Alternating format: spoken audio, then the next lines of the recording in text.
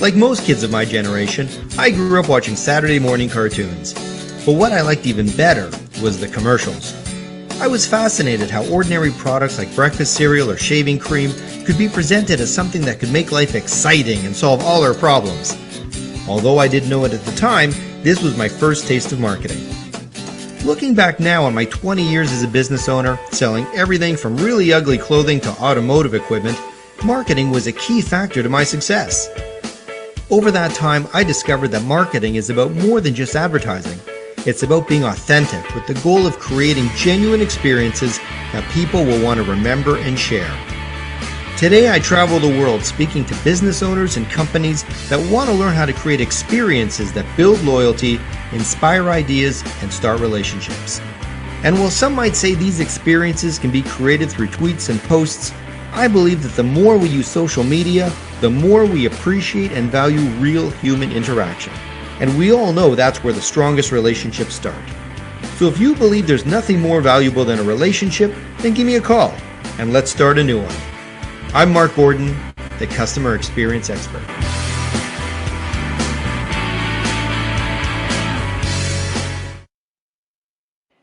Good afternoon, friends. How's everybody doing?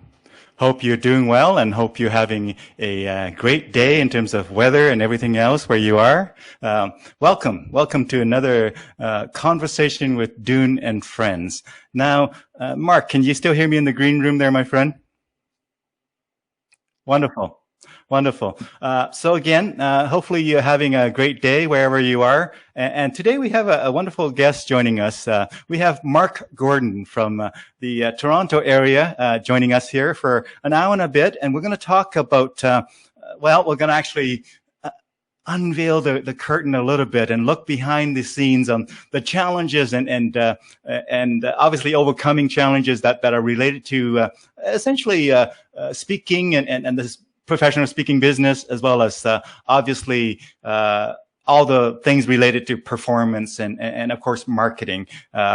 Being able to make a business work, especially in challenging time. So thank you for sharing that video with us, Marc. And in terms of an introduction, I think I'm going to bring Marc on screen here. We'll get right into the introduction rather than me reading some awesome but lengthy bio of all his accomplishments. We're going to have Marc join us right away here. So Marc, how are you doing today, my friend? Hey, Dune, it is great to be here. Thanks for having me on the show. So tell us, my friend, how have you been kind of navigating this COVID situation here? Oh, it's been a real, an adventure both up and down. It's interesting. So I kind of have two parallel careers for those of you who don't know. It's interesting because the people I have kind of in one career don't know about my other career. So obviously, like you and I both are professional speakers. So there's that. So that's been a huge change. Obviously, no more live events. We're doing a lot of virtual stuff, which has really not only, I think, gone down in quantity, but also in income. Bureaus and companies don't want to pay as much. Also, the experience. There's something very different from standing in front of a little camera versus in front of hundreds of people. We'll talk more about that later. But my other career, I own a marketing company. So we help other companies, both large and small, develop not only branding campaigns, but also customer experience strategies and things like that. And that's actually been very busy over the last few months, as a lot of companies have had to pivot in terms of their offerings and how they brand themselves. But also, believe it or not, we are moving a ton of branded masks. We are selling masks to universities, to companies, to school boards.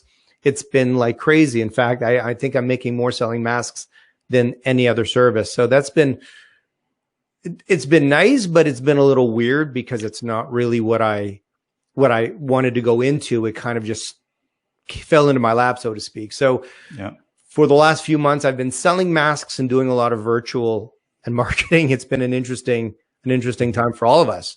I'm sure for you as well. Yeah. It's, I guess, here's another example of living in the present. We had plans. We had all kinds of vision for what 2020 was going to be, and all of that is changed by this this COVID thing. And I'm glad though that you were able to go with it and to go with the flow and to make the best out of the situation, augmenting your normal business with new stuff that were certainly unexpected. I'd say more luck than anything else. It just, you know, I know of some people who sought out new opportunities during this time. Me, I didn't really seek out anything. I just kind of sat back a little bit, you know, back in March and April, you know, things were going nuts, and a lot of speakers and consultants were, you know, really running around trying to figure out what to do next and how to adapt. And for me, you know, I just wanted to sit back and kind of see how things settled. Because everything was so up in the air. You know, we had a lot of events scheduled for, you know, May and April, and they called us up and said, oh, we're just going to bump them to September and October. It'll be fine by then, you know. And now I'm being told that those events are being pushed to 2021, but they're not even sure when. They just are tentatively booking them for 2021. So it's been crazy. But what's really funny is the number of people or situations I've encountered where I don't think they've really made adjustments. And it's interesting. I connected with somebody new just the other day on LinkedIn. And, you know, sometimes when you connect with somebody on LinkedIn, they send you a little message thanking you for connecting with them. Have you ever gotten that? Yeah. So I got one from this guy, and I don't know how long he's been using it, but it was basically a little text, and it said, thanks for connecting with me on LinkedIn. I'm confident that 2020 is going to be the best year ever for you. And I wrote him back. I said, I don't know when you wrote this, but I think you may want to update it. Yeah. I think you wrote it probably back in December of last year or January of this year. But it's not business as usual for anybody anymore. I mean, look at you. You've got this show. And let me ask you, were you doing this prior to COVID? No, I wasn't. So that's great, though. It inspired you to do something new, to try, you know, going in a new direction. Yeah, I thought the first thought that came to mind was community connection. So the idea of, you know, during COVID time, there's a lot of people doing different things than they have been doing. And some people maybe have more time on their hands. Some people maybe are having some difficulty dealing with it. And I thought that these conversations with various people would allow the right people who feels like tuning in can tune in and be able to kind of get something out of it, get some positive value. So positive vibes, if you will, some, you know, education as well in some cases in terms of learning and whatnot. But so we're going to have some fun today, my friend. We're going to have lots of fun, and we're going to learn a bunch of stuff. We're going to hopefully inspire some people as well with some of the stuff that you'll be talking about. So speaking kind of gig there, tell me about how you got into speaking. You used to do a bunch of other stuff. How did the speaking thing happen for you? Well, it's kind of weird, you know. I think this is a common story, but back when I was probably, you know, 16, 17 years old, I was very active in drama through high school at the time. And I knew I wanted to be on stage in some form, but I didn't know how, and I didn't know where that would lead to. It was just kind of this far off dream. And then one day I'm sitting in front of the TV and I'm flicking channels, and I come across PBS. And on PBS, I see this guy standing in front of a group of people on this little curtained room, and he's just talking. That's all he's doing. Playing no instruments or anything, just talking. And instantly, I can't stop listening to this guy. I can't change channels. I am enthralled. And not only am I enthralled by what he's saying, but I'm equally fascinated by the way the audience is reacting. I mean, they're hanging on his every word. I didn't even know that this existed. Now, that gentleman was Les Brown. And I saw that, and I was like, oh my gosh, you could do that as a profession. You can get in front of a bunch of people and talk. And I said, one day I want to do that, but I had nothing to talk about. I was 16 years old. So it was one of those things I just tucked into the back of my mind. And over time, I just got into business for myself, doing a number of various things. And then that landed me in the marketing field. And then from there, I started to get some invitations to speak at some local events. Some people had known me through my work and said, look, you know, we have this little group, this little meetup group, or this little association, or this little study group. Would you mind coming and speaking for half an hour, 20 minutes? and I didn't really know what to talk about. And I think I bombed my first 5 or 6 times, but it was one of those situations where they were just happy to have you. It was basically like, a dozen people in the room. In fact, one time I spoke to, it was a dental study group. So it was a group made up of dentists. There was about 12, maybe 15 of them. They would get together on a weekend, usually a Sunday, at a Golden Griddle. I don't know. Do they still have Golden Griddles? I don't know. That brings back memory. They got together at Golden Griddle to talk dentistry, and they would bring in a guest periodically, and I was the guest. So I was at the head of the table, and I was standing up doing my talk. And let me tell you, there is nothing that throws you off your talk like hearing the words, "Who ordered the bacon?" in the middle of your presentation. Yeah. So, I mean, those were just some of the things that you encounter when you kind of start off at this very low informal level. And it kind of just went from there. And I ended up joining CAPS, which you belong to as well, the Canadian Association of Professional Speakers. And, I've gotten to really not only know a number of people like yourself within the industry, but also my career as a speaker has elevated to the point now where I speak at very large conferences, conventions, and things like that. And it's a lot of fun. I mean, it's a profession that it's challenging, it's difficult, it's competitive, but it's incredibly rewarding at the same time. Yeah. And I know things do go wrong. And I'm going to perhaps roll a clip that demonstrates, how a person, when they're doing it live, has to kind of roll with the punches that, come out of left field sometime. It's like, just like this, earlier in this broadcast, that video thing didn't want to come on. But I'm going to show this video here. Which country was this, my friend? You were way overseas there. Tell us a little bit about the intro on this, where you had some challenges there. Right. So I was invited back in 2018 to speak in Tehran, Iran, at the World Management Forum, which is an interesting name, seeing as I think everyone in the audience was from Iran. There were no foreigners other than the speakers. And it was myself and Joe Sharon, who we both know, a great Canadian speaker, and Nicholas Boothman, also another great Canadian speaker. And also the former CMO of Zara was there from, I believe, Spain. I think it was the 4 of us or something like that. And it was a wonderful, wonderful experience. Interesting story. I got an email one day from some guy named Sapar Taveridian, and he said, "Hey, we'd love to have you speak at our conference in Tehran." And I thought this was a practical joke. I mean, we've all gotten some of these crazy emails. So I just deleted it. I read it, had a good laugh, and it was gone.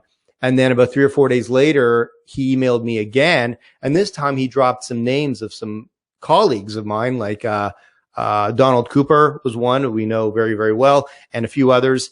I said, okay, I know these guys. So I called up some of them, and they had nothing but great things to say about not only Sapar Taveridian, but also the entire event. So I reached out back to him and said, okay, let's talk. And one thing led to another. And about 3 or 4 months later, I'm hitting the stage in Tehran. Wonderful. Well, let's take a look. It's a very short clip. So I'm going to just hit play here and let me know if you can hear it, Marc. Welcome. What's on my music?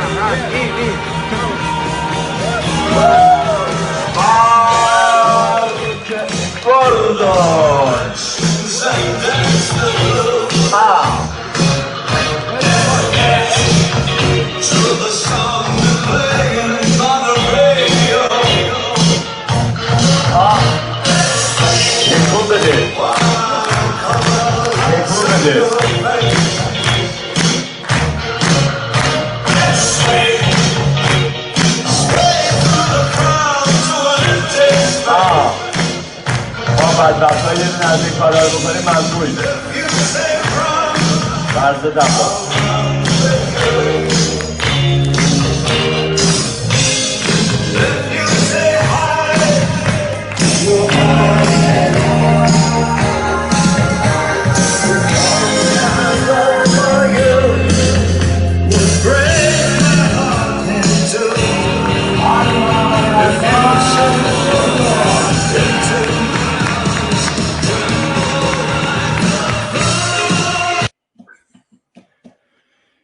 Now, we're going to do is I'm going to play it again, and I want you to talk through what happened there. Looks like there were some interesting things happening there while you were trying. So you can pause it right here. This is a good place to stop. So I'm backstage, and this is the second day of the event. So there were 2 days of the events, and the first day we all spoke, and then the second day we spoke again. Same group at different presentations. And the first day went absolutely perfect. It was a, I don't want to sound cliche, but it was like a magical moment between me and the audience. We absolutely connected. I mean, these were a group of people who had never seen or heard of me. And just so you know, a lot of them did not speak English. So they had the earphones and there was somebody translating it. So in spite of all of that, there was a wonderful, wonderful connection. And I even threw in a little bit of Farsi in there, barely that I knew, but just enough to warm them up.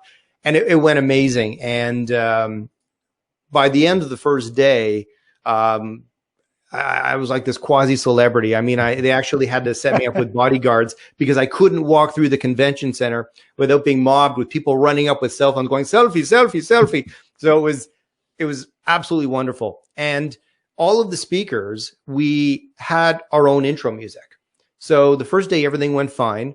And the second day, we would have, I thought everything would go fine again. It was something they had already done the first day.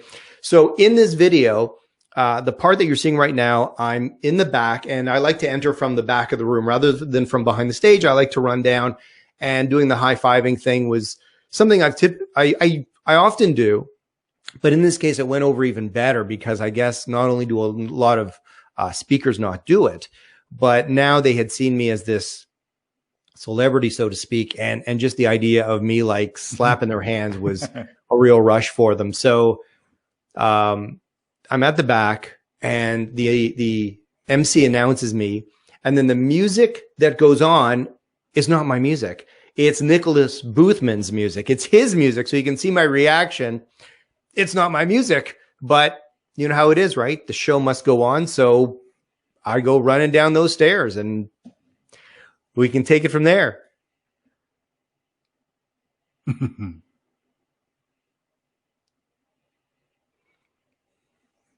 you are. Okay, so I'm high-fiving a few people. Everything's good. And then you'll see there. Okay, pause it there. So for some reason, unbeknownst to me, my microphone, which was clipped to my jacket or my shirt, I think, and the transmitter, which was attached to my belt behind my back, the whole thing just fell off. And I'm running down the stairs in the dark. You can see it's totally dark there. I have no idea where this thing went. I just realized that I'm not wearing it. So I'm having to turn around and look for it. Well, somebody else's music is playing, and everyone's wondering, why am I not continuing my journey down the aisle? So I'm running around trying to find this. Meanwhile, I can feel the energy in the room just dropping. So what I do is as soon as I find it, I start doing this hand clapping thing just to try to keep the energy up, because this is, in my eyes, it's like a ship that's taken in water really fast. So I got to do something. So I finally do get it back on, get them clapping, and then continue my journey towards the stage.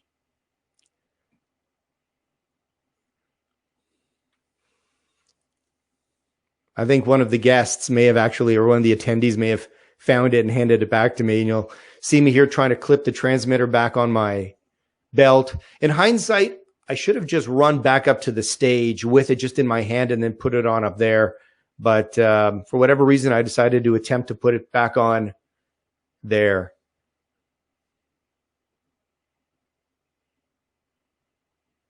There we go. All right, I'm all set. And I go back to high-fiving everybody. And they love this. Let me tell you, it was, I've never seen so many people excited to get a high five. It was nuts. And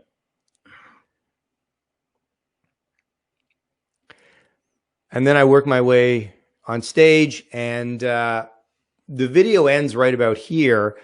But what happened was they fed the PowerPoint, which would have been on that giant screen behind me, was fed off my laptop, which was connected at the podium. It took me so long to get up there that my computer had actually gone to sleep. So probably within about 3 or 4 seconds after this video ends, they switch the screen from the name of the organization or the name of the event there to what's on my computer, and the screen goes dark because my computer has gone to sleep. So again, everyone stops clapping, and instead of me going into my presentation, I have to walk over and get the computer on. I have to input my password and get it back up and everything else. And it definitely started me on a low level in terms of the energy. I couldn't feed off the music, which wasn't even mine. I couldn't keep the audience going. It was absolutely terrible. But it did go well. I mean, the presentation went well. Yeah. Not as good as the first day, obviously, but it went overall quite well. So that is why we appreciate so much when a presentation as something live goes well, because we know what could happen. We know at a moment's notice or with no notice, something could go wrong, and we just have to react in the moment. And like you say, in retrospect, there might be different choices, but that's the thing with live, right? It is. And you know, it's funny. I find a lot of speakers will focus on the technical part as it relates to them, but they look at their computer. They're like, okay, make sure my slides are up and my music is set, and it's all about me. They really forget that the AV person behind the room is the real boss. They're the one who's in control. And my experience has been, and I would tell this to any speaker, find that AV person at the back and make sure that they are your best friend, because they're the ones who are going to control the volume. They're the ones who are going to control even if you're advancing your own slides off your own computer, they're going to do all the switching. They're going to make sure that everything goes as smooth as possible with regards to the environment.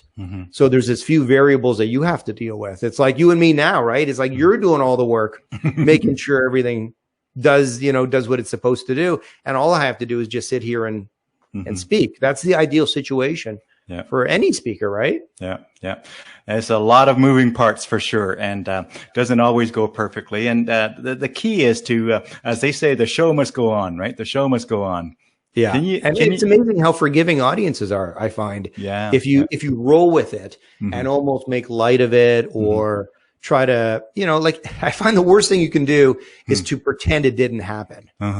Sometimes, if you can make light of it, don't let it bring you down. Don't let it change the energy in the room, but feed off it a little bit. It's amazing how forgiving audience members are, because they know. And, you and I, right, we do a profession that something like 95% of the population would never, ever want to do.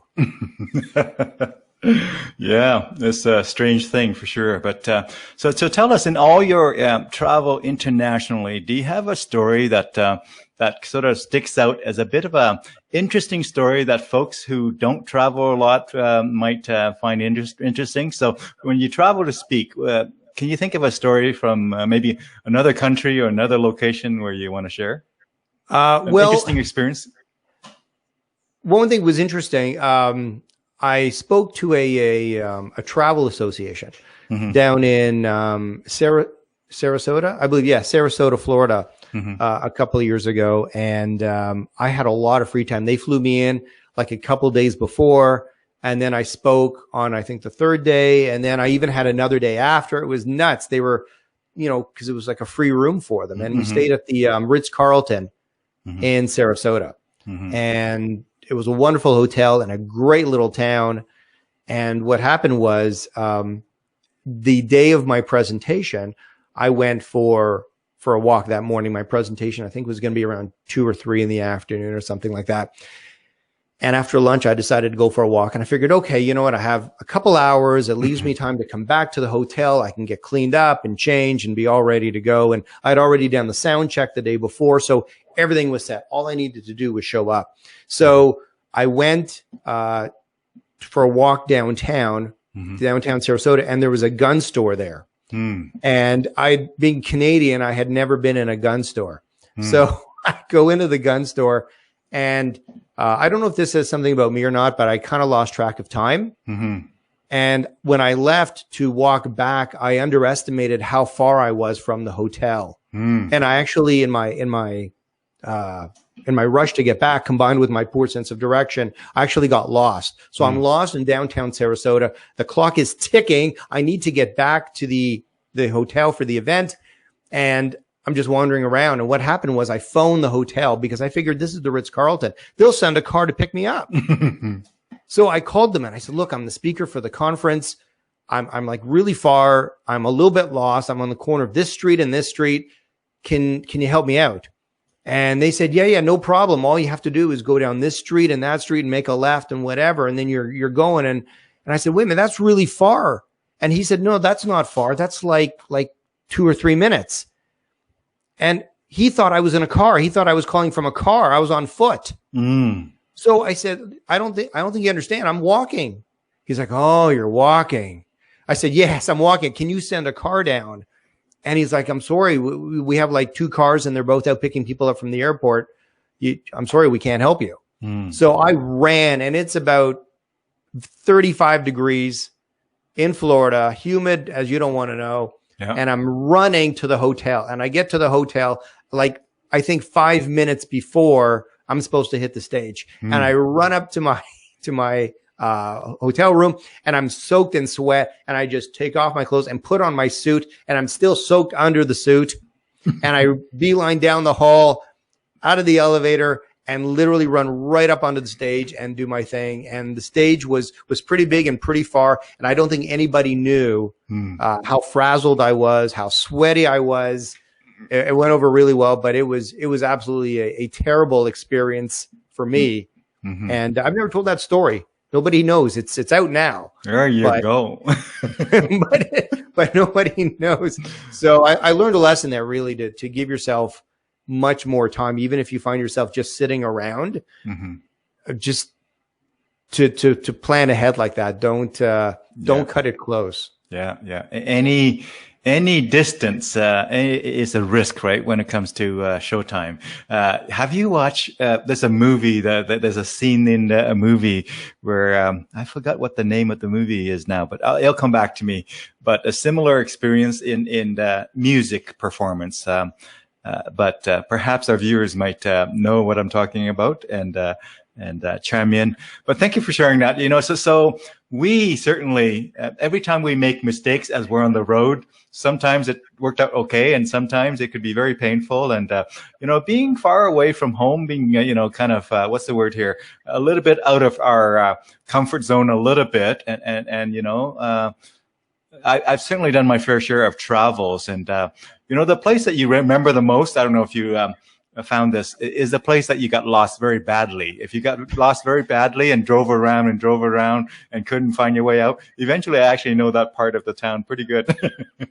I've been lucky everywhere I've had to drive, being in Toronto. We have so many conferences and conventions here. That it's not an issue whether I take the subway or whether I drive down. It's pretty easy. It's been the small towns that I would fly into. And sometimes in the States or even in Canada, you're flying into a very small town. So you'll fly into a big airport and then take a little tiny prop plane to, Fort McMurray, for example, or something, some small town or something. And, it makes it challenging. But I find the biggest challenges for me personally, and maybe for you as well, is not the technical stuff. It's us, what we do from stage, what we try to do, or things we experiment with that don't work. My experience has been most of the time, if things work really well, I get to take credit for it. But if things don't work well, I have to take blame for it because it's usually me. And one of my very first speaking gigs way back, this was probably 7-8 years ago, when I was just getting into it on a bigger scale. And I'm sure you've had this problem. Did you, when you started Dune, did you have trouble finding your voice? Kind of like, people say just be yourself. Did you have trouble when you're on stage really figuring out who that was? Thankfully, I know that can happen, but thankfully I skipped that part somehow. Luckily, I was silly enough to think that I was enough. I was silly enough to think that I was, whatever. So I was pretty open. So I was okay. Oh, it went smooth for you. Okay. Lucky. Well, I was lucky. You were lucky. Yeah. So for me, I didn't really know what kind of speaker I was or what I should be.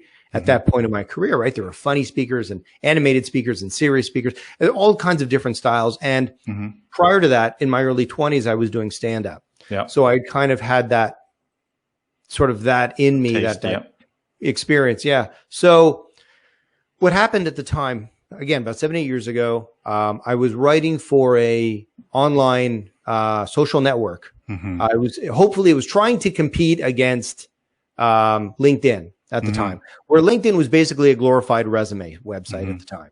It wasn't the networking site it is now. So there was another site out of Seattle called Biznick. And I was one of the contributing writers for Biznick, and I had written some stuff that went viral. And the CEO called me to thank me for writing this. And she had seen some of my videos at the time that I posted and compared me to this guy named Gary Vaynerchuk. And I had no idea who this guy was. I'd never heard the name before, but she said, "You're like a Canadian Gary Vaynerchuk." I thought, that's really interesting. So I did a little research online and I saw who this guy was, and I see him up on stage, and he's like crazy on stage. He's just like spewing out really anything that comes to mind. He drops a few F-bombs here and there. He doesn't exactly have politically correct, safe, family approved language. And I saw this and I was like, wow, I could do that. I feel like I'm watching myself in a matter of speaking. So this was probably maybe a month later. I had an event for a hotel association. It was a lunch presentation. And I went in and I'm like, I am going to be the Canadian Gary Vaynerchuk. And I went into this room, and it was very formal. It was held at some really nice hotel downtown Toronto, and it was a lunch. So everyone was dressed in business attire. It was the middle of the day. There was no alcohol, and they're all there with their wraps and sandwiches. And I go up there and I basically do my impersonation of Gary Vaynerchuk. And it went so badly. So when I dropped that first F-bomb, the room fell silent, and I could see people looking at each other going like, did he just say that? I think he did. Like it was a disaster. It was a disaster. And they actually invited me back about 6 years later. They invited me back to speak. It went better the second time. But it was probably the worst, one of the worst presentations I ever gave. Definitely the worst one in person, that's for sure. And it was just, it's us, right, Dune? At the end of the day, and what I find, I don't know if you found this, is, I find that there's three things going on when we speak. There's our mouths. There's our present brain, which is basically telling our mouths what to say. And then there's our future brain, which is already looking about 30 seconds ahead, right? What are we going to say? And for me, I don't know about you or some other speakers, but sometimes I find that the three of these things get disconnected.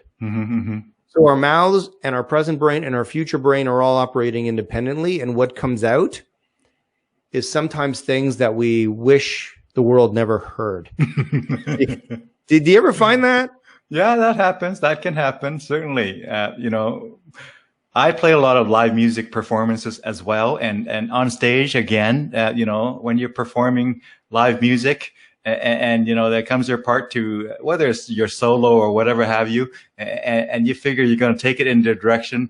And then sometimes you kind of regret that you've taken it in that direction. But, the live thing is still so valuable. And that's why it's so exciting to watch live performers, whether it's musicians or speakers or whatever have you, because we know, just like live sports, we know that we don't know which team is going to win. We don't know if somebody's going to get hurt. We don't know if, somebody's going to be whatever. So the live thing really allows us to appreciate when it goes really well, to kind of say, well, that's not easy. Yeah. The problem is, though, I find you and I think that way, but audience members don't. I don't think audience members cut us any slack. I think there was a time, though, maybe 10 years ago or something like that, or before that even, when people would see a speaker on stage and that speaker could say literally anything, and people would be like, wow, if it came from that guy up on stage, it must be true. If he's telling me that I need to change, that I need to be better, that I need to be kinder to people or adopt a dog or hug my kids more, it must be true because this guy's on a stage. Now, I think in some ways we go up on stage and people, they sit there with their arms crossed like this. Yeah. And they're like, okay, tell me something I don't know, but don't make me feel stupid. Make me laugh, but I don't want you to be silly. I want you to be serious, but not boring. You know? In other words, it's a trickier game. It's a more complex environment now than perhaps ever before, right? Yeah, I find audience members are much more empowered to look at a speaker and decide whether they like that speaker or not, whether what's being said is true or not true. I think they're more open to questioning things than they were years ago. That's just my perspective. What do you think about that? I think it's true. I think you're right. I think love it or hate it, that's the age we live in. The age we live in is, as they say, the information age, or as one might even say, the open opinion age, where, you know, opinions are being expressed openly on social media or wherever have you. People are just used to that kind of very public and very open sharing of perhaps controversial ideas or whatever have you, and displeasures and whatnot. And so I think we live in an age where all of that has been magnified or cranked up by the technologies that have been kind of working with us and whatnot. So it certainly is challenging that way. Yeah, I think so. And I think you nailed it in the fact that a lot of people, they want their opinions heard. They're not afraid to say them. I think there was a time when either they held back their opinions or they were more open-minded. And I think a lot of people now just don't want to feel uncomfortable. Even if it's not about them, they don't want to be taken outside their comfort zone of what they believe to be true or what they know or their experiences or anything like that. I spoke at a conference in, I think it was Victoria, about a year or so ago. And I tell this story about, it's kind of a marketing story, but in it, I use an example of marriage. And in the goal of being inclusive, I say your significant other. I don't say husband or wife. And I was speaking to an audience that was probably about 95% women. So I talk about, you know, your significant other, they expect you to do this or that or whatever, you know, they take out the garbage, put the toilet seat down, and, you know, everybody laughs. It's, you know, that bit goes over well. I found out later through the response card, you know, the dreaded responses, right, that we get after the event, 2 or 3 days after they send us this chart of how we rated and who liked us and who didn't, and how many on a scale of 1 to 5, how we rate. And then of course there's the comments, and we could get like 10 positive and 1 negative. And what do? We only see the negative, don't we? We focus on that 1 negative comment.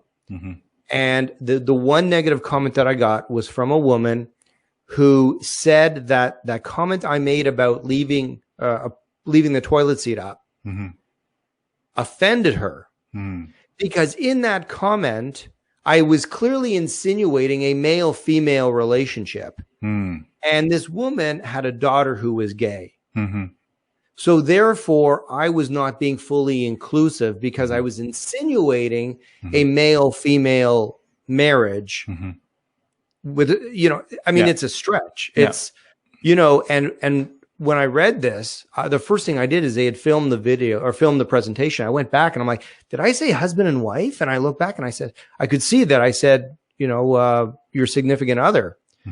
But it goes to show that how people, you know, it's that very narrow vision. And anything outside of that, not everybody, not everyone, but, you know, you end up with an audience of a few hundred people or 1,000 people from all walks of life, all beliefs and values that are unique and different.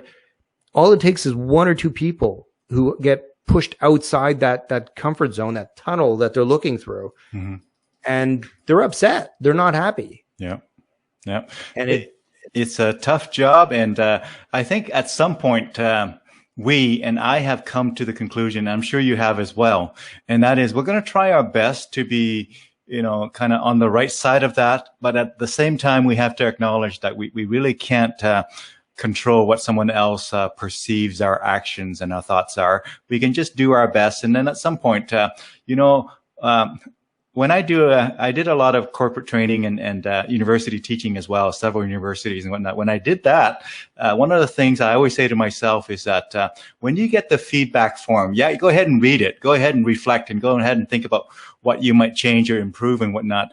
But do not do a knee-jerk reaction based on one or two comments, because before too long, you will lose yourself. Before too long, you will not have a master plan anymore. Before too long, you will not have a personality anymore. And you got to stay true to that while respecting the inputs of various people. So I've come to that conclusion long ago as well. I'm sure you have. And that is, we can't please everybody all of the time. We see the world the way we are. So we just really just have to read the comments and take what we can out of it. Yeah, I agree. Yeah. And in spite of that, I don't know about you, but I still look at that one negative comment. Oh yeah, it's that's what we remember, isn't it? It's because and it's funny too, is the number of people who share this with us right after. I don't know about you, but right after I get off the stage, in many cases I'm the closing keynote. So when I get off the stage, the event is. I wouldn't say the event is over, but there's no reason for anyone to stay in their seats because there's usually not something coming up immediately. This is also the case if you're like the lunchtime speaker, for example. There's usually a break after. So, when we get off stage, that's when our skin is at its thinnest. And that's when the people come up and say, that thing you said kind of bothered me. I don't know if I agree with that. And, and that's all we remember. We don't remember the 20 people who shook our hands saying, wow, that's great. I never thought of it that way. Or you made me think about something that I hadn't before. All we remember is that one person waving their finger, telling us how we were wrong, or we didn't understand what what we're talking about, or, it's interesting. But I think in large part, it's about managing expectations, right? Yep. And I have found for me, when I go on stage, is I tell the audience, I didn't used to do this, but now I do this. I tell them that I am going to, not so much like tip the apple cart, so to speak, but definitely I'm going to tell them things that they may not agree with. And that's okay. I tell them it's okay if you disagree with me, because if you disagree with me, that means you've had your own experience, and that means like you're miles ahead of most people. Because if I tell you to do something and that doesn't work for you, then that's a good thing because you've already tried it. Yeah. And you don't know unless you. So I kind of come in with that, and that's really helped, I find, is managing expectations, which is something that I talk about with my clients. Like everything I talk about as a customer experience professional is in large part about managing expectations. Yeah. Yeah, you bet. Well, as they say, right, success is really just a measure of reality against expectation in terms of satisfaction. When you ask somebody, how satisfied are you? Well, it depends on what their expectations were, right? Exactly. Have you ever had a thing where somebody bought a car and they thought they had a great deal? They have an awesome deal. They're really happy. They're just awesome. They're just over the moon about the deal that they got. And then a month or two later, they found out that there was another car that was actually cheaper than that. And all of a sudden they changed their opinion, right? So again, because they had a certain expectation. And then when you ask them, how satisfied were you about that purchase? They compare their expectation against the reality and they say, well, this is, over my expectation. So it's good. So I think, people got to come in with realistic expectation. That's one part of it. Yeah.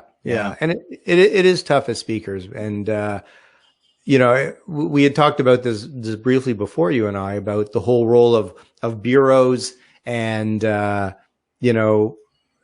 all the sort of the support network that we have.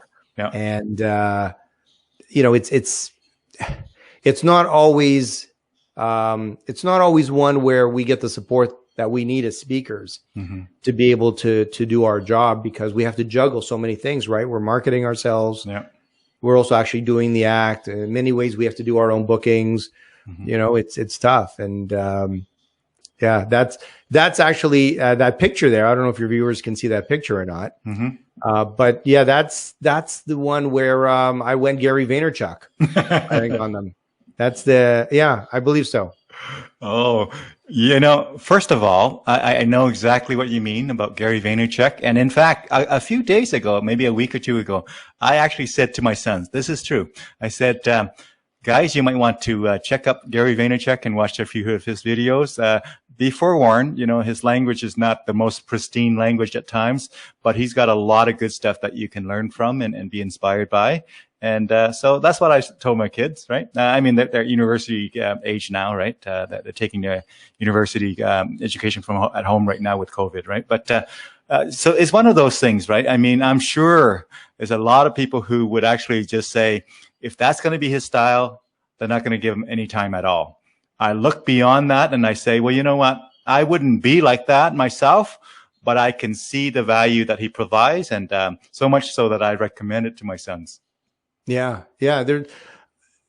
I think that's open to to interpretation. Yeah. I'm not a big fan. You know, it's funny. I followed him like so many people early on, and you know, I don't want this to turn into a talk about the pluses or minuses of Gary, but you know, there were a lot of speakers that I followed religiously, and he was one of them. But I found that many of them, when you started to dig a little deeper, they weren't the kinds of people on stage anyway that really added value. And I found with Gary, whenever I would see him speak, I felt like unhappy afterwards. It was like a negative energy. Oh, really? You know? Yeah, there was nothing positive. He never uplifted anybody. You know, it was always, I found a down kind of style of delivery where he would always tell the audience how poorly they're doing, or if they're not doing as well as he thinks they should be, then it's their fault. It was, you know, always that kind of thing. And I found myself almost drifting towards that a little bit from following him. So I had to just stop. And I haven't seen a Gary Vaynerchuk video in a few years. And I think I'm better for it. But there's very little risk that I'm going to become anything like Gary Vaynerchuk, right? So I know that, so I'm protected from that. But what I can tell you is that I really believe that we can learn from you know, many different kind of sources, and you don't have to like the guy, you don't have to like everything he says or how he says it. But I did find some value in watching some of his things that I did a little while ago, and but you're right, very extreme, and to be honest, would not be right for many people. Yeah, yeah. And I met him at a conference many, many years ago, and I asked him about that, and he told me that if he had stopped swearing, he would be invited to way more events. But his attitude was, this is who he is, and he's not going to change. And to that, you know, I say more power to you. I mean, if he can find that groove, then that's okay. And it's interesting too, because his audiences, I find, are very different than perhaps the ones that you and I would go to. And speaking of interesting audiences, this is actually from the stage, my presentation in Tehran. And what I really like about this picture is, if you see the H and the F there on stage, I think that's the logo of some sponsor or something. But what's interesting is, if you go straight up from there, if you look straight up, there's a monitor on one side, and right across from that, you'll see a little picture of the Ayatollah Khomeini. And his picture is everywhere, everywhere. And it's interesting because I spoke with, before I did this event, actually, I talked to Donald Cooper, who is speaking of Gary Vaynerchuk, Donald Cooper, I think we both know very well, one of the most highly respected speakers probably in the country. And Donald once told me that if you haven't offended at least one of your audience members, then you haven't done your job. And he can pull it off, though, because his stature is such that he comes across as that kind of crotchety old uncle who's going to tell you the truth, whether you want to hear it or not. And his content is so rich that he can get away with it, where I think you and I, we carry different personas. But he said that he had spoken there at this conference, and he couldn't go back because it really bugged him that the picture of the Ayatollah Khomeini was staring down at him. He said it weirded him out. But for me, I kind of liked it in the fact it was just such a different environment. You know, I embraced it, and you know, I would go back again if the opportunity presented itself.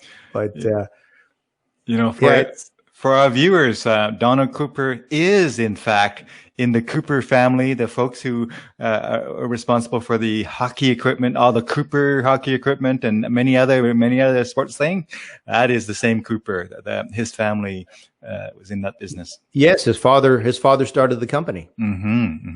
Yeah, great guy. Very cool. Now, if in terms of swearing or sort of language like that, if you counted all the swear words I ever said in my life, you still have 9 fingers left, probably, right?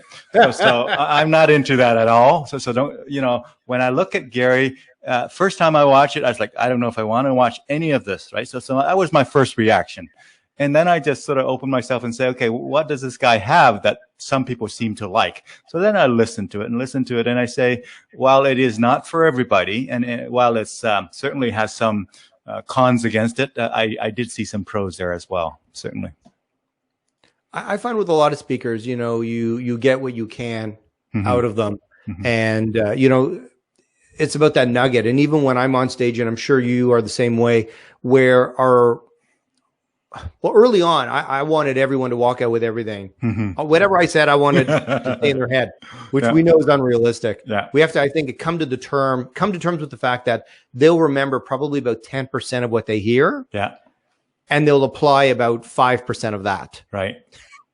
But if we can do that, then I think, and then at the end of the day too, if we can make them laugh, I mean, that's really it. If we can make them laugh, if we can entertain them, really, if they take away just a tiny little morsel of what we've shared, I think that's really, at the end of the day, that's what it's about. It's about entertaining and creating an experience for the members. And this picture you're showing, this is really interesting. And this is after the first day. This picture is also from the presentation I did in Iran. So again, the first day, nobody knows who I am. By the second day, I'm like this.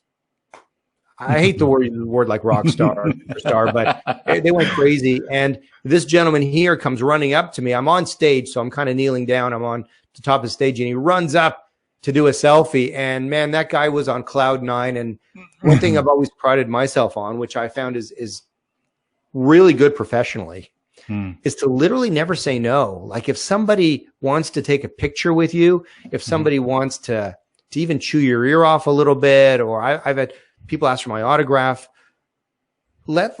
just say yes, be accessible, be there. You never know who that person is who comes up to you and wants to chat or wants a picture with you. And you find out that person is the senior VP of some company or an event planner with some organization, and I see so many speakers, and I'm sure you have as well, who literally have their luggage behind the stage, backstage. I have seen this. I've been at events where I have not been the closing keynote. I'd be like sort of the mid-afternoon keynote. Worst time ever, right? Worst time ever to be the keynote right after the afternoon break. I've been there. So the closing keynote would be this guy. I think I was in Saskatoon maybe or something. Yeah. And I didn't know him. Apparently he was some kind of explorer. I didn't know him. And no one saw him. And he showed up about 10 minutes before he was supposed to go on stage. Right. And he's in the hallway talking on his phone literally 5 minutes before he's supposed to go on. Right. He's got his bags. He comes in with his bags. His bags are backstage. He comes on still wearing his jacket, like came, I don't know, right off the airplane. Yeah. He talks for like an hour. And then he's like, thank you very much. And he goes backstage and grabs his bags and he's gone. And he's gone. And I know, speaking of Gary Vaynerchuk, he does that. And I've seen a lot of speakers who pride themselves on it. They seem to really get off on the fact that they're so busy. They don't have time for pictures and autographs or to talk. They're like, they got another gig to go to. They're so busy. And I don't know about you. I mean, I don't know of any speaker who's so busy they literally have to beeline from the stage to get back on the airplane to go to another event. I don't know of a single speaker ever who's been booked that tightly, and I know some very, very busy speakers. Yeah. And I wonder if it's just a perception thing. I don't know. What do you think? Yeah, probably, and it's got a state of mind thing, I guess. Yeah. I certainly, when I go for an event, I soak in as much of it as possible before the event, and then certainly after the event as well. So yeah, I feel the same way that you do. You know, you want to be part of that whole thing, right? Yeah, absolutely. You ever have that time, Dune, where you're mingling with people before the event and they don't know you're the speaker? Yeah. I had that once. I was about to go on stage, and I usually enter from the back of the room. It's kind of my thing. Mm-hmm. So I needed to sit. So there were some tables. It was a round table type event. So there were the big round tables, each one sitting around, 8 people or whatever. And there was an empty seat. So I sat down, and I was about to go on stage in the next 5 minutes. So I sat down, and this lady turns to me and she goes, "That seat is taken. Oh, you no. can't sit there." And she was really mad that I took her friend's seat. So I apologized, and I stood up, and I just moved to another part of the room. And then obviously 5 minutes later, I'm being announced, and I run up on stage, and I would have loved to have seen her face to know that she told the speaker, you gotta leave. You can't sit there. Yeah. One of the things that I say to people is that false assumptions are really painful and embarrassing. When we think something is the case and then it turns out not to be true, right? Yeah, absolutely. Always. Yeah. So. Tell us about this photo here. Was this in Toronto area, probably, where you... Yes. So I've been lucky enough to be featured in the media on many occasions, and this one was actually taken at CBC News Network in Toronto. I was being interviewed about the story back when I think it was United Airlines was dragging some poor guy off the plane, and his head got like smashed against the armrest or something, and he was a bloody mess. And they were literally dragging him out down the aisle by his arms. Wow. As he was screaming to stay on the plane. And obviously this had been filmed, and it went viral and turned into a PR disaster. So me being, a customer experience guy, I kind of made a circuit to all the major networks to be asked about that. Mm-hmm. So this is a picture of that. And a lot of people have asked me how I get in the media. I'm on radio a lot, on television, not so much anymore, obviously, because of the pandemic. But I'm still on radio a lot. I like to think I have a great face for radio, but a lot of people have asked me how I get on media, and really, it's about a lot of effort in terms of outreach. It's a very high bar in terms of being welcomed or accepted on the media. They don't accept just anyone. And it's interesting because you have so many people who are producing YouTube shows or LinkedIn videos or Facebook videos or whatever it is. But, anybody can do that. It doesn't carry any weight. Mm-hmm. But to be featured on national media, there's still that barrier that, creates a sense of legitimacy. Yeah. So, once you get into that, we'll call it an inner circle of media. Once you get in there and you prove that you're someone they can trust, that you're not going to say anything stupid, that you're not going to, act like an idiot or make them look like idiots, you become a trusted source. And I've been very lucky. And the fact that I talk about what I do is kind of very niche. Mm-hmm. There aren't a lot of other people that they would call. Right. When a company does something really stupid, I've been interviewed about people who wanted to boycott Donald Trump's line of products and, things that would happen, PR disasters for other companies and customer service issues and all kinds of stuff, because that's kind of my thing. And global news, I'm on global news pretty regularly. Mm-hmm. And it's good. It's good when they can trust you. So anyone wanting to get into the media, I'd say the first step is to really reach out to producers. Get a list of producers for every radio, television, newspaper. They're the ones who do it. Don't reach out to the newscasters or the reporters. The reporters might do a story about something and use you as a reference, mm-hmm. but in many cases, you'll just be quoted one or two lines or something like that, or a little paragraph at the most. But to be really featured, you got to elevate that. And it takes a lot of time. I have a very, very big and extensive list. Yep. And I regularly send out press releases. And again, when you send out a press release to anyone wanting to get in the media, I'd say to present the story or the angle as one that has some teeth to it. You don't always have to agree, but at least have a stance. Yeah. So if, there's a story about, I don't know, somebody finding a mouse in a restaurant or something like that, you reach out and explain why the restaurant handled this well or not well. And, as long as you can back it up, you don't have to say what people want to hear per se. If you think the restaurant handled it well, but everyone thinks the restaurant handled it poorly, well, if you can support your point, the media love that. They often are attracted to people who can kind of provide a counter view or a counter perspective. As long as you're able to articulate your opinions and ideas clearly and come across as professional, you're probably going to have an in. That's great advice. Thanks for that. In other words, don't just go back and forth and, well, it's good, but it's also bad. I'm not sure. They don't really want that kind of conversation. They want a definitive, kind of clearly stated, it's like, and then, of course, they might have another guest who might have the opposing viewpoint, but that won't be you trying to do both of them. Exactly. Yeah. Right. Have an opinion, be able to clarify it. And most importantly, reach out, make sure that your message ends up in the inboxes of the right people, because I know so many people who try to reach out to reporters, or the anchor people, like the person behind the desk, and they won't do it. That's not the right person to talk to. What I found helps too is I actually tell the reporters that I'm reaching out to, or I guess the producers, what questions to ask me, which really makes their life easy. You can remember they get bombarded with these kinds of messages daily. So if you can make their lives easy and say, hey, look, this is who I am. This is my opinion on the event that's just occurred.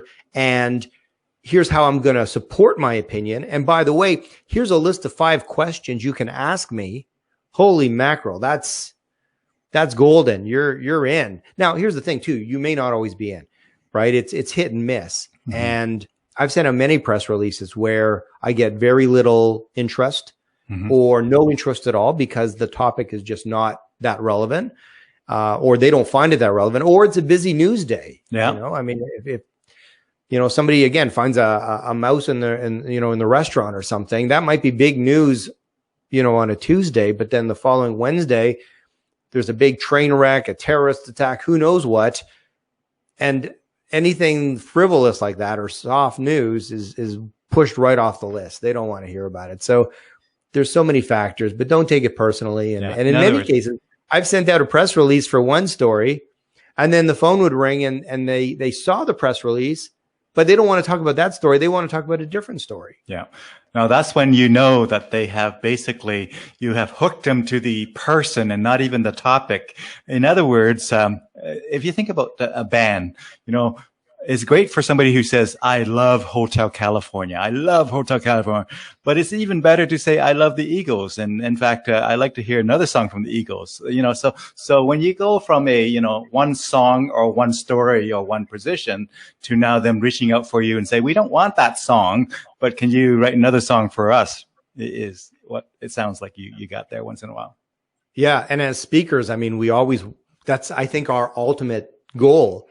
Is for people to say, I want Dune win. We got to get Dune, or we got to get Marc Gordon. There you go. And the topic is almost secondary. Yeah.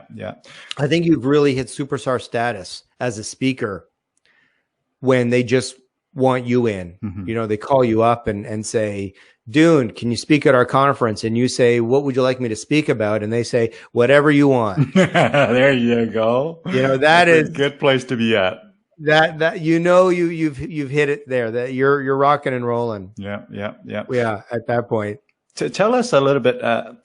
I realize that we're running against the time there, but I have flexibility, and I hope you have some flexibility, Marc. This is very interesting to me, and when it comes to, let me just go into marketing a little bit deeper. What are your thoughts on marketing versus sales? Now, I have my view on it, but I love to hear your thoughts on marketing versus sales, and how much of that should our speaker do? Any thoughts around marketing versus sales? Well, from a speaker perspective. Yeah. Yeah. Well, this is my opinion. Yeah. So it may differ from yours and those of your viewers.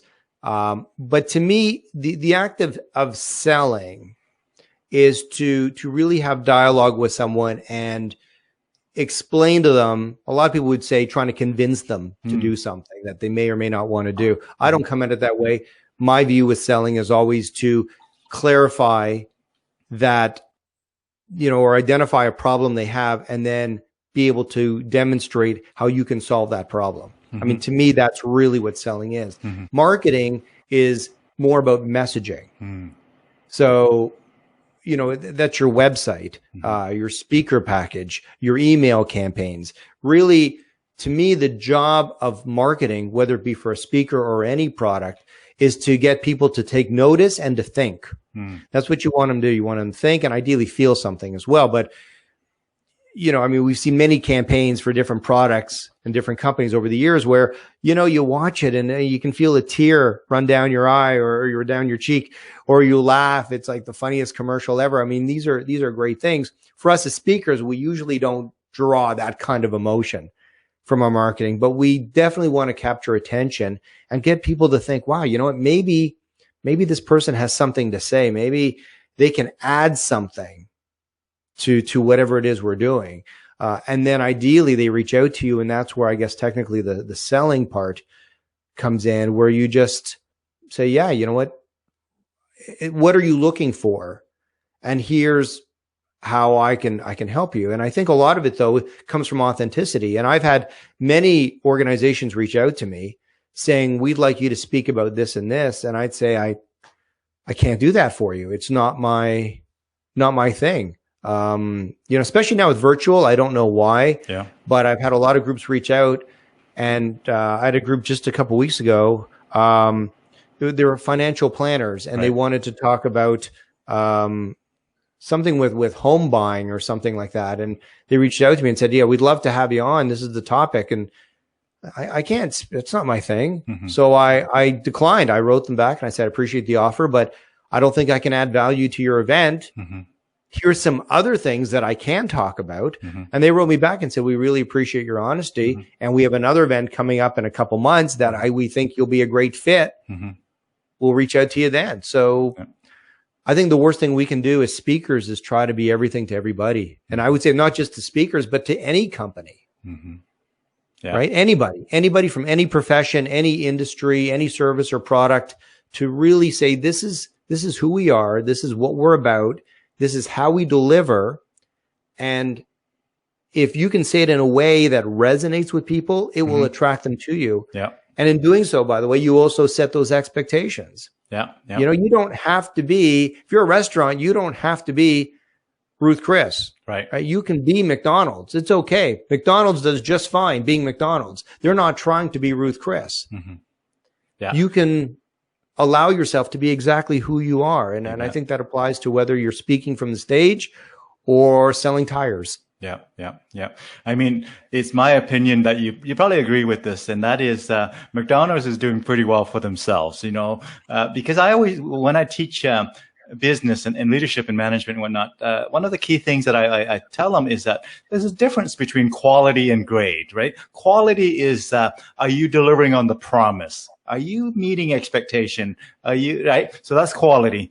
And then grade is different. Clearly, Ruth Chris is a different grade than McDonald's. Or, if you go, the Keg would be a different grade than McDonald's. But the question is, whatever your grade level is, are you delivering on the promise that you made, right? Exactly. And I think, again, that's part of managing expectations. And McDonald's has never, ever claimed that their food is the best, that it tastes the best. You'll notice they never market on taste, really, to an extent. They occasionally market on quality, like quality of ingredients, which I think is something that they can fairly do. but they establish those expectations. And what's really interesting, a lot of people don't realize, is you can go into a McDonald's, you can go into a Ruth Chris, you can go into a Keg, and have an equally great experience at all three places because you go in with different expectations. Yeah. And that in large part, to me, is shaped through marketing. Yeah. So if you want to be, a really top-notch company in whatever your field is, you got to look at what you're putting out there in the way of marketing and collateral. What does your website look like? If you're a speaker, what do your speaker videos look like? And I've seen so many that are just painful. They're just awful speaker videos. And sometimes it's not the fault of the speaker. It's just bad footage, bad audio, bad lighting. Somebody took a video of them on stage with an iPhone. You can't show this stuff, Yeah. And it's all of these little things added together. It's the top down, in terms of continuity, you can't have a top notch business card, but your website looks like it was done in 2010. To me, it's all got to come together. And it's not just about even us, because we have to not only support our own efforts, ideally we should be supporting those who represent us. If we're hooked up with bureaus, we should empower the bureaus to be able to market us as well. This would be a great time for me to just again put a plug in for your fantastic website. I think it's awesome. Thank you. Hopefully you don't mind me bringing it in here, Marc. And I'm just going to share very quickly so folks get a sense of where you're at in terms of the address and all that stuff. I know it's in the the advertising post that I had put out earlier about this conversation here. But I'm just going to bring in here your website. And while I do that, I'm going to take out this other photo here. Give me a second here. And okay, I'm going to close that. Let's make it happen here. There you go. So tell us a little bit about your website and what people might find on there, Marc. Well, the website, obviously, to let people know, I mean, first and foremost, any website for someone like ourselves is to showcase us, what we do, how we do it, and ideally what we can bring to other people in terms of being able to help them accomplish something, whether it be to save money, make money, live better, live healthier, be happier, whatever it is. So for me, promise. The promise. Exactly. So for me, I'm a customer experience expert. Everything I do is focused on helping people create an experience that gets customers coming back. In addition to that, I also have a lot of articles and videos that provide some usable content that people can take away with them and actually apply and use. So, obviously it's not Wikipedia. I'm not trying to be a resource, but I think it's important for any website to provide something that people can take away and not just treat the entire website as one giant commercial. But it's interesting. These pictures, so I've gotten a lot of compliments on these pictures. Yeah. And these pictures were done in Toronto by a wonderful photographer named Dean McDonnell, who has worked with me for many, many years. And this was actually the second shoot we did. We did a shoot the first time. Like on the first day I went in, I said, I need a bunch of pictures. And I had a list of the kinds of shots I needed. And it didn't work. I wasn't in my comfort zone. Things just didn't work. And we ended up scrapping everything. And then we went in the second time and it was wonderful. All of these shots, everything you're looking at was shot in one day. Yeah. So this was done at a store that sells, furniture and curtains and things like that. Most of the ones were done in a studio. The one, if you go to consulting, that one's actually, it looks like it's in an office, but that's actually his studio. He just had this wall unit of like computers and things like that. So I'm sitting in this leather chair and, it was just a wonderful backdrop. And if you go to the speaking one, interesting because when I got into stand-up way back in the day, we used the mic. But now, with professional speakers, right, we always use a lav mic where they clip it on our shirt. But I've always liked using a handheld mic. It's always been very comfortable for me. And it's almost like a prop. It's weird. It's like a knight without a sword. You know what I mean? To not have one. So I actually have one that I don't use it, but I have one. And I decided, you know what, for this picture, the first time we did this picture, it didn't turn out well. And the second time we did the picture, I said, you know what, I'm going to bring the microphone. And it turned out fantastic. I absolutely love that picture. In fact, that's the one that you used I love to showcase the event. Yeah, I love it. Yeah, it's got a lot of personality and got some fun and intrigue, and looks cool and it looks professional. It's got a good mix of everything. Thank you. Yeah, he's a great photographer, and very happy with the shoot. It worked out, but it was exhausting. It was a very long day because we started in the studio and then worked out to that store, and then from there we moved out onto the street, and it was a summer afternoon, and it was very hot outside. Yeah. Very cool. Well, folks, in terms of the website address, it's just Marc's name. So first name, last name.ca. So if you happen to, let me just get back the address here and be able to put it on site on the screen for our viewers. But let's see, go there.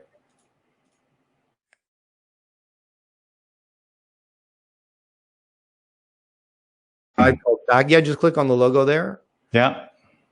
And I believe a pop-up, if the pop-up doesn't come up, then I'm going to have to create it. But if you click on the logo there, there should be, there it is. Yeah. So they can get that free guide. Absolutely. Like it's awesome. It's actually a sequel to many of my online presentations, because for the sake of time, I can't cover all the takeaways.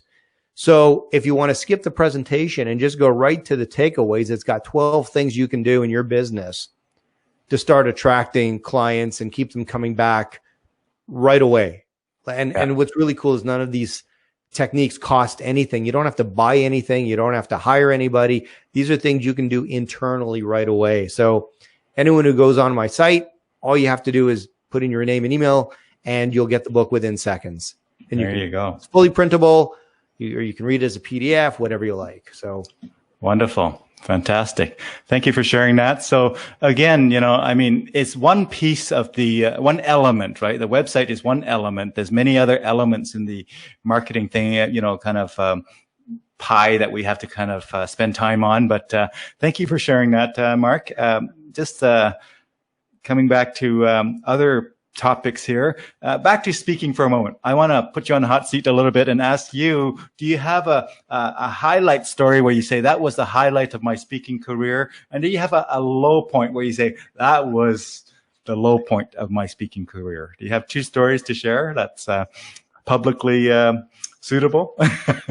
Well, the high point, I guess I probably would have to say that first day when I spoke in Tehran. I was absolutely terrified out of my mind. I didn't know until about an hour before I was going on that everyone was going to have the earpieces. I was also concerned because I make a lot of reference to businesses that are typically in North America. So I make references to Starbucks. I make references to Tim Hortons. So obviously this is a group, an audience where they may have heard of some of these things, but I don't know how many Iranians have been into a Tim Hortons or have been in a McDonald's, because none of these businesses are in that country. So I had to quickly kind of, one of the individuals I was with there, who was Iranian, I had to ask him, what's the equivalent of this? What coffee shop do you guys go to all the time? So I was very nervous, but it went absolutely perfect. I couldn't have been more excited. There's a picture I sent you, actually. It's a picture of me with these two guys. I don't know if you have that picture. Kicking around. One guy's got a beard, and I would have sent that. So it's interesting. I don't know. I haven't seen the picture yet, but I would have sent it to you earlier today. Let me look and see. Oh, earlier today. Okay. Yeah, I'll get it. Okay. So just to bring people up to speed on this, after that first day, it went so well that I couldn't walk through the convention center without getting mobbed. I mean, really, there'd be 20, 30 people running up, and I couldn't get anywhere. And they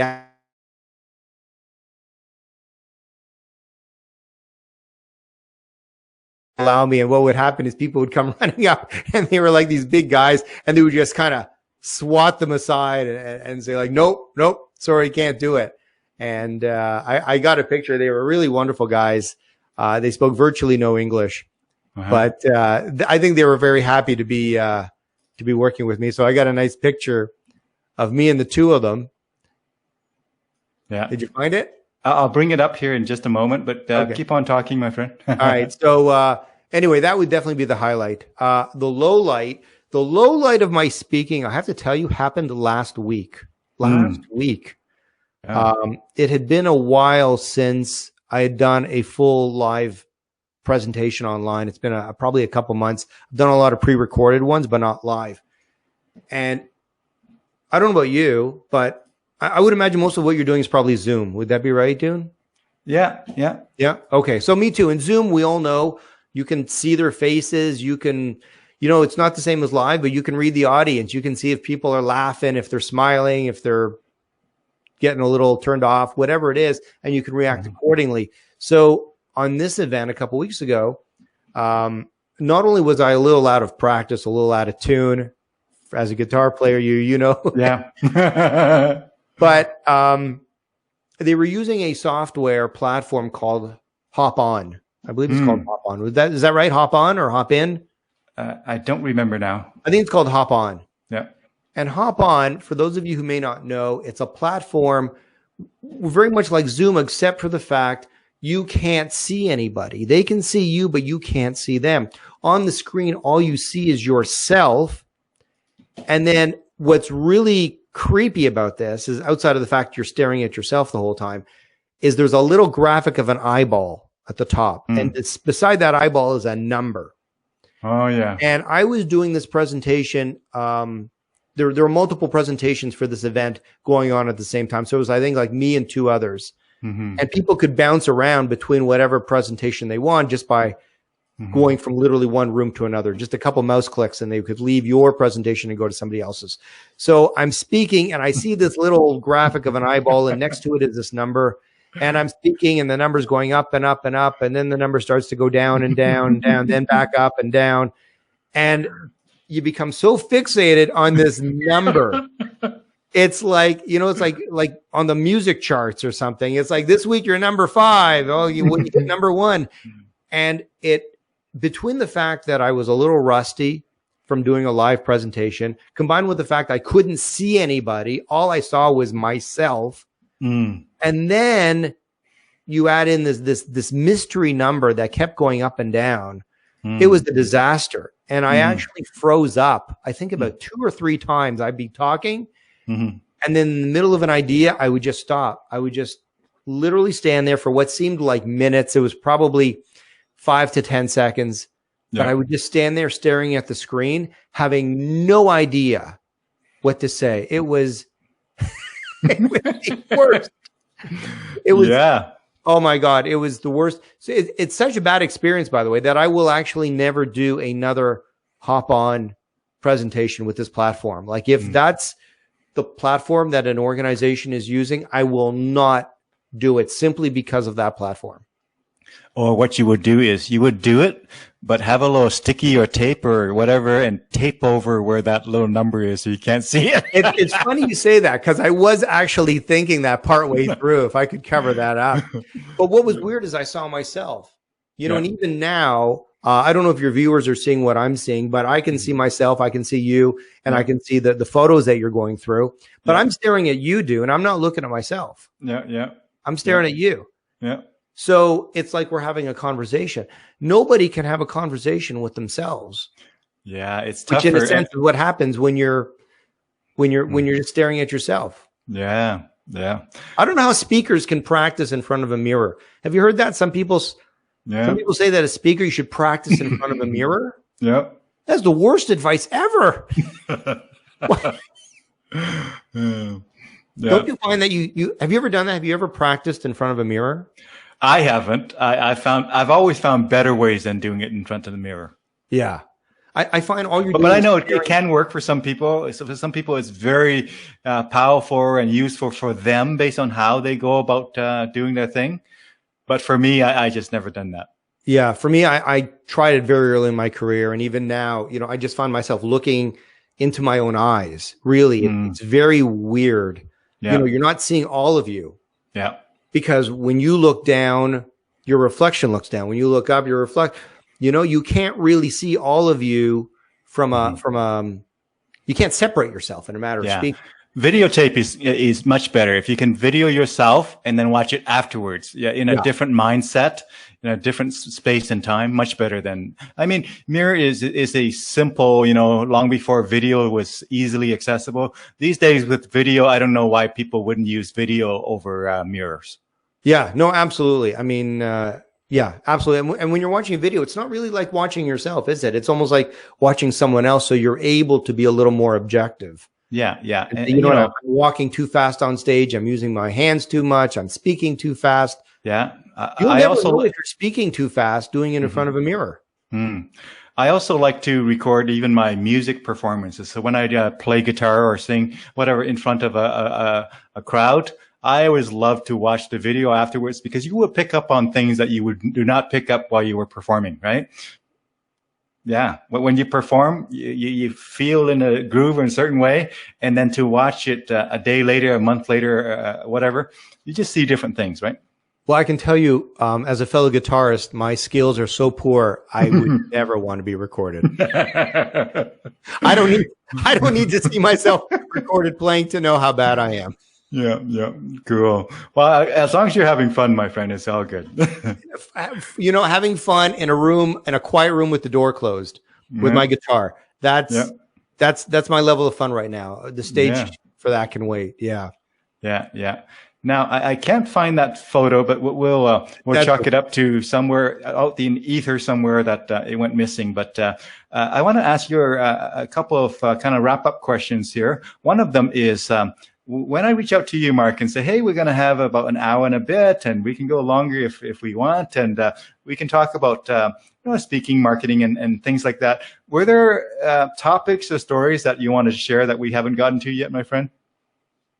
Were there kind of aspects that we haven't gotten to? I have to tell you, we've covered so many great stories. In our time together on this episode. Oh, what happened to your video there? Are you're freezing up? Oh. You're a great interviewer, man. You pulled it out of me. I things that I swore I would never tell that really should never be heard. You're going to put Oprah out of a job.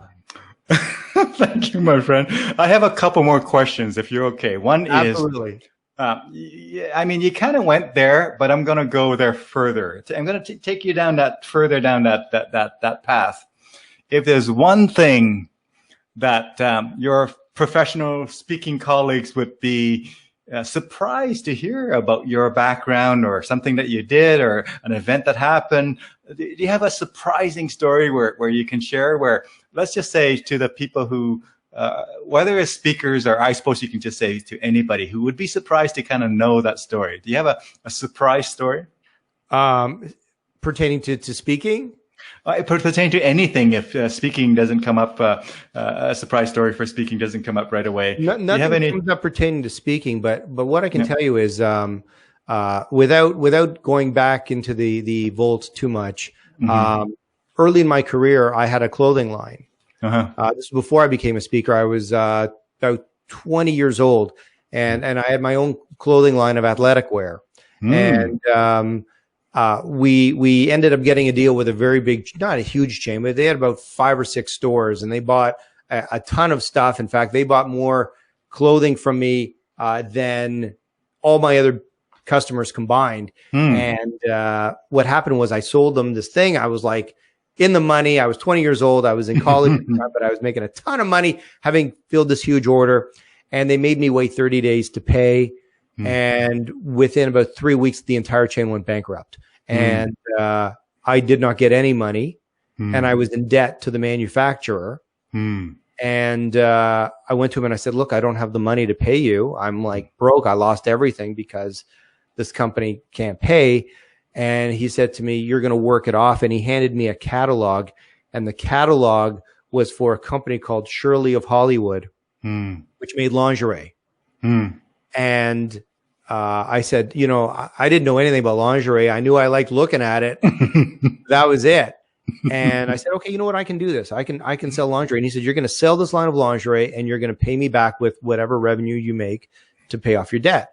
And I said, no problem. And I got home and I opened up the phone book. Remember the phone book? I turned to the yellow pages, looked under L for lingerie stores, and I called every store.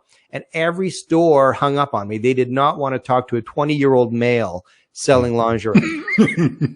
So I didn't know what to do. So I'm strumming through the yellow pages, trying to figure out who else could I sell lingerie to. And I came across, well, a lot of people don't know, maybe those who remember the yellow pages, the thickest section of the yellow pages. Do you want to guess what it is, Dune? Thickest section of the yellow pages. Listing, yes. Oh my goodness. You don't mean the alphabet, you know, A's and things like that. You don't mean that. You mean like topic, like what kind of product Specific you mean? listing. Okay. Ooh. No, I don't know. Escorts. Oh, really? Yes. The escorts take. We're not talking about the Ford car that they used to sell. Not the Ford car. So escorts are the thickest section of the yellow pages relative to all the other types of listings. And I got on the phone and I just started calling one I figured, you know, these girls, they must be wearing lingerie under those outfits, and they just whatever. Yeah. So I called one escort agency after another, and they all hung up the phone on me except for one. And one agency said, okay, you know, we actually have some girls here hanging out. It was being operated out of some apartment somewhere. And I went over with a box of samples and the catalog and some order forms, and they bought everything I had in the box and ordered more stuff. And I said, this is awesome. And then one thing led to another, and it kind of transitioned from me selling to escorts to me selling at adult, what do you want to call it? We'll call it strip joints, for lack of a better term. Yeah. Gentlemen's clubs. There we go. And in a very short time, I was traveling around. I was in school during the day, and at night I was traveling around to all these strip joints selling lingerie to the girls. And that's how I spent probably my first, I guess it would have been my second year of college, taking business, applying everything I learned about, you know, business and marketing and accounting and everything else. And at night, you know, I was putting into practice everything I learned during the day, selling lingerie, and I ended up paying off the debt very quickly. And he gave me the line, and yeah, the rest is history. And then after about a year of doing this, I just decided that this really wasn't a future for me to be known as the guy who sells lingerie to strippers and hookers. Yeah. So that's I learned a lot about business then. Let me tell you, you learn about people on a whole new level when you work in that kind of environment. And I used to have a presentation when I first started. It was sort of autobiographical, and it had that story in it, and people always like that story. But after a while, I just got tired of telling it, so I killed the presentation. I don't do it anymore.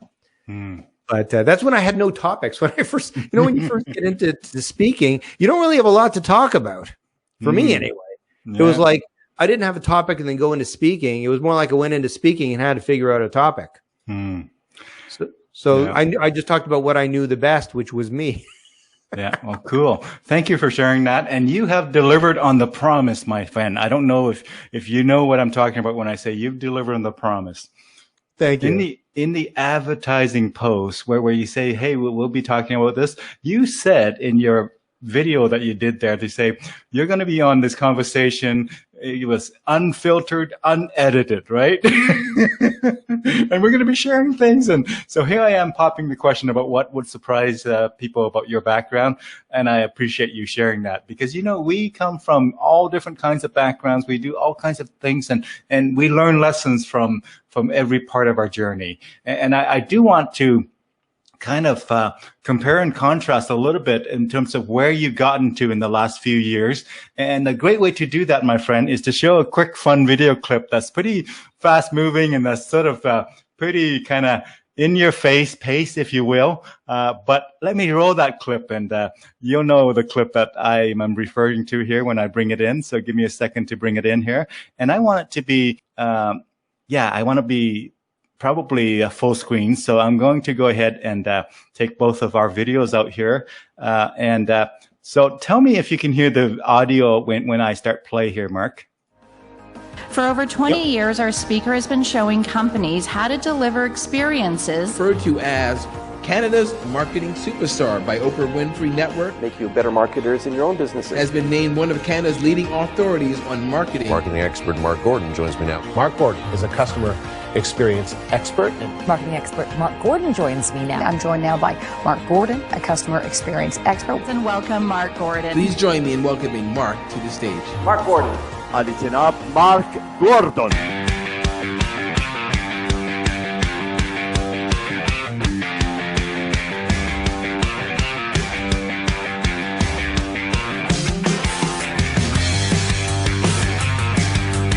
Wouldn't it be great if we could eliminate the stress in our lives? Although that may not be realistic, we do find ourselves drawn to those that can deliver experiences that make us happy, make our lives easier and stress-free. And this is often the most influential factor in what makes a company successful. You see, the hotel industry, your guests put their safety and well-being in your hands. They want an experience that is equal to or perhaps even greater than what they get at home, which would explain why so many business travelers leave their spouses at home. This is very cool. Imagine a blue postcard arrives at your door, but at the top, all it says is you're going to love this even more underwater. So what do? You run it underwater.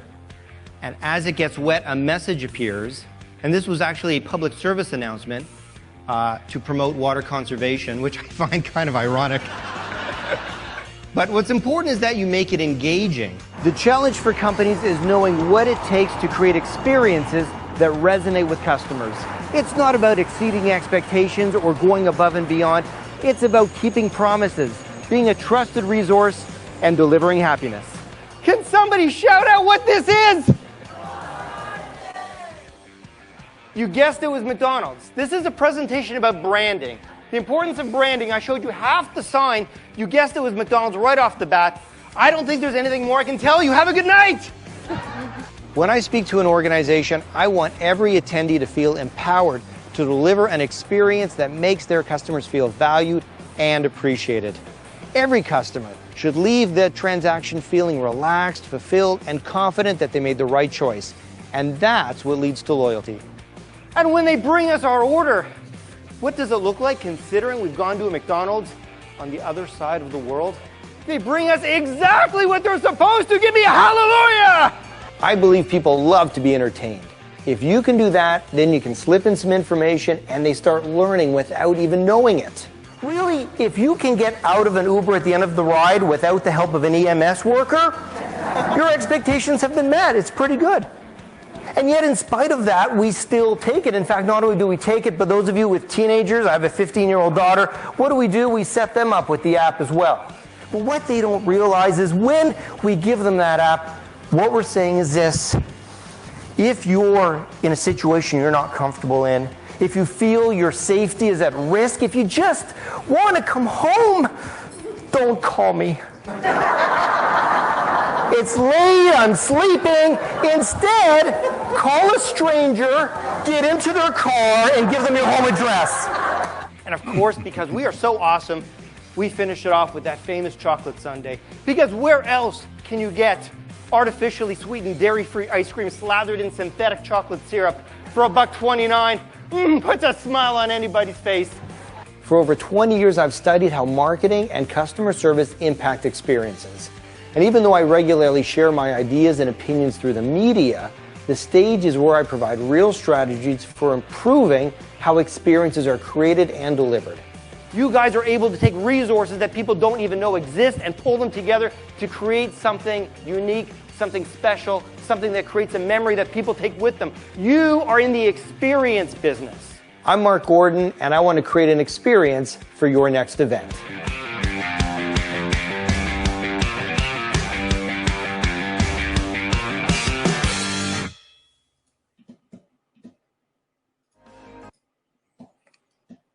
Fantastic. Thank you. Thank you. Love it. That video took a lot of work. That was obviously there was a lot of footage in there, from various things, various events, but all the part where I'm kind of speaking directly at the camera, all of that was done in one day. That was probably a 14-hour day.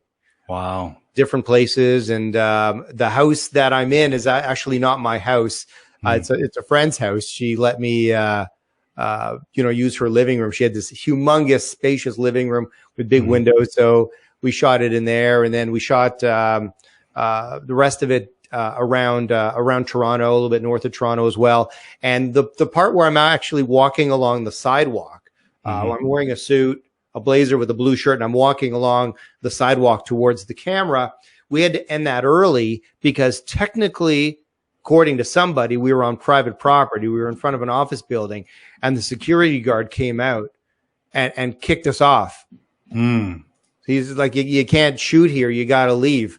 And we tried to keep going, and he threatened to call the police on us. So we were able to just get enough footage to be able to use for the video. Yeah. So that's public space right there. That's actually a Shoppers Drug Mart that I'm going into. But the part right here, in around that part where I'm walking towards the camera, yeah, there's we had to cut that short. There was actually more footage of that spot, but we had to cut it and refilm it somewhere else because we were asked to leave. So nothing's ever easy, is it, Dune? Whether you're going on stage or just trying to film yourself on the sidewalk, and then beyond that, we had to deal with fire engines going by and horns honking. And it's amazing how everybody needs to honk their horn when you're filming outside. I don't know what it is. Well, in Toronto, that's probably not too surprising. As soon as the guy hits record, the whole world knows you're filming, and they drive by and they just start honking for fun. I don't know. Yeah, I don't know. But it's a great video, and actually this video was inspired. I had another video, and then I saw the video by oh my gosh, who's that speaker out near where you are? Who does the hypnotizing? Wayne Lee. Wayne Lee, yes. How could I forget Wayne Lee's name? So I saw Wayne Lee's video. If any of your viewers get a chance to check out Wayne Lee, go to his site WayneLee.com, I believe. Great guy, and he's a hypnotist. And he did a video, and I saw this video, and I was like, damn, that's a really good video. So this scene here, yes. So this is the scene where I'm actually sitting on private property, and they had to kick us out. But I saw Wayne Lee's video, and I was like, damn, that's good. That's really good. So I went to my production team that we use, because we do a lot of corporate videos for other clients, and I showed them Lee's, and I said, okay, we got to do something like this. So we wrote it out, and we got all the B-roll footage together, and I'm very, very pleased with what we came up with, and the response has been really great, and it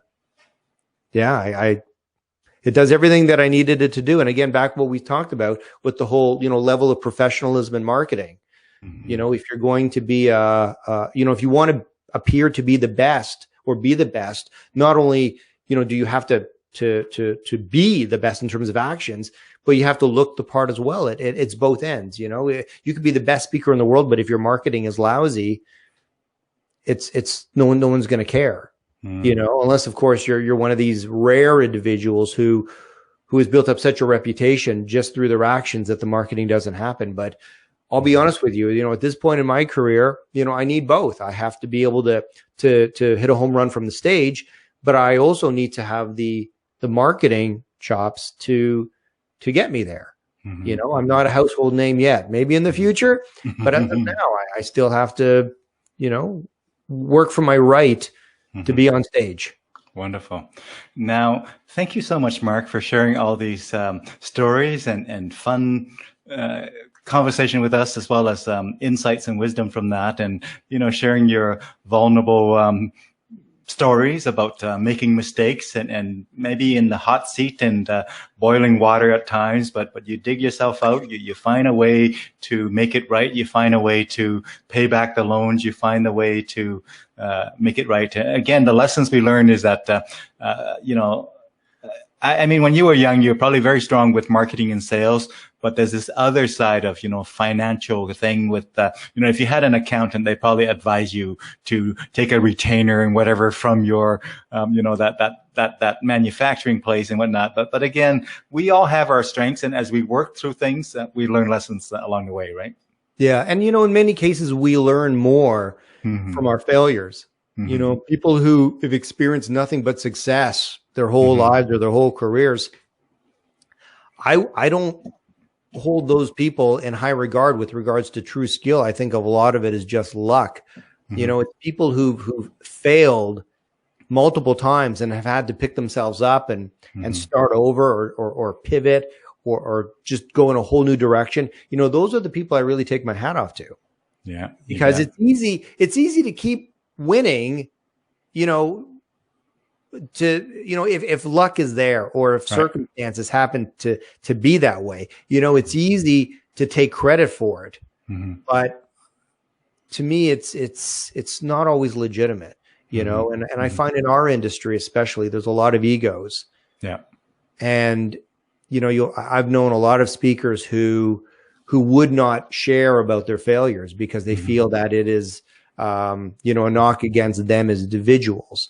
But to me, we've all had those failures and there's nothing wrong with sharing that. And if I can inspire somebody who's watching this and is going through something similar, I'd want them to know that everybody has failed multiple times. Everybody. If they say they haven't, then they're lying. It's that simple.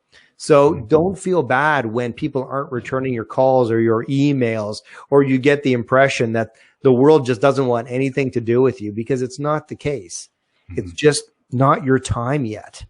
And it'll come. You just have to keep plugging away. You just have to keep going at it and don't take it personal. And I know us as speakers, right, Dune? Yeah. We do take stuff personally. It's us up there. It isn't a product we made. When someone says they didn't like us as a speaker, it's us. They're talking about us. That's one of the reasons why people don't like public speaking, right? Maybe. And one of the reasons maybe I have second thoughts about it myself sometimes. But I'm guilty of taking things personally like that too. I'm really, you know what? I'll reach out to a company or an organization and, they won't answer me back, or they'll say, we're not interested. We don't want you. And part of me still takes it personally, even though I know it's not. It's just, that's the way I'm wired. It's a human nature thing. Yeah. So thank you so much, Marc. What I'm going to do is I'm going to have you take us out, my friend. So you have your choice. You can sing us a song. You can play a guitar riff on any guitar that you have around the house there. You can tell us a story. You can share some sentiments or summarize the conversation a bit. However you want to do it. You're going to take us out. So before I get to that, I just want to say thanks to our viewers who are watching now and later in the recorded version. And have a wonderful day, folks, rest of your day. And take good care of yourself. Take good care of one another. And as Marc has said all along here, it's a journey of learning. So keep on learning, folks. So Marc, after this, if you can hang around in the green room where I can give you a high five in there, that'd be good. But take us out, my friend. Well, I'm not going to sing, because that's just wrong. And I didn't bring my guitar into the studio, which is probably a good thing. But what I will share is, when you're standing on stage, I want everyone to know that you own the room. You own the room. They're looking to you for advice and whatever it is. And for me, the one piece of advice that I would provide to any speaker is to view the audience as your followers, your children. You are looking at them with judgment. Don't let them look at you with judgment. Look at them and say, this is how I'm going to make you feel. This is how I'm going to have you react. You'll laugh when I say you can laugh. You'll cry when I say you can cry. To come at it with that. And that's what's really empowered me is, I mean, you're not obviously going to tell the audience that, but you have to have that mentality that they are, it's like herding cats sometimes, but you got to focus on the fact that you're the boss, not them. And I think a lot of people, like you said, have that fear of public speaking because they view everyone in the audience as a boss that they are accountable for. But the fact is the audience is accountable to you. You're in charge. So that's something that's always stuck with me. And yeah. See, I can always count on Marc to say things slightly differently than how I would have said it, but I agree very much. And if you want a different version, this is what it is. Listen, you practice at home. You hone your craft over the years, over the decades. When they invite you to go on that stage, perform. Yes. Perform.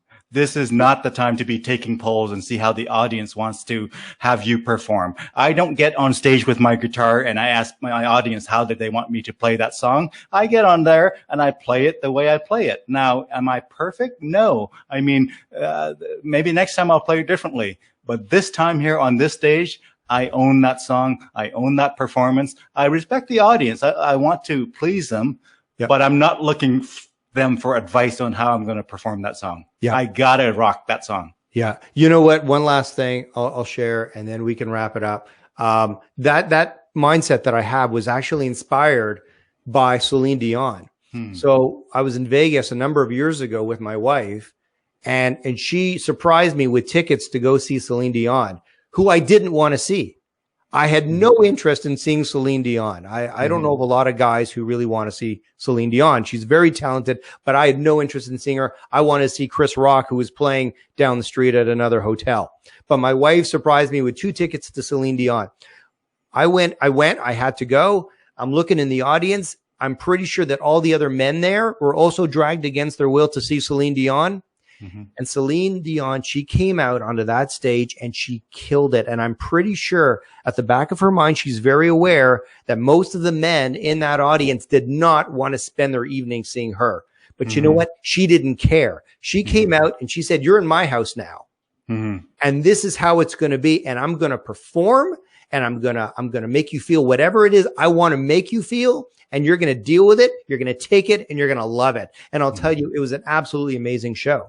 And I, from what I saw or what I took from that entire event is what I now hold. And that same belief and that same philosophy I have when I hit the stage. And I know that there are going to be people who aren't going to like what they see, but that's okay because you know what? I'm coming from a good place. I want you to do better in life. I want you to do better in your business. I want you to create better relationships with your customers and your clients.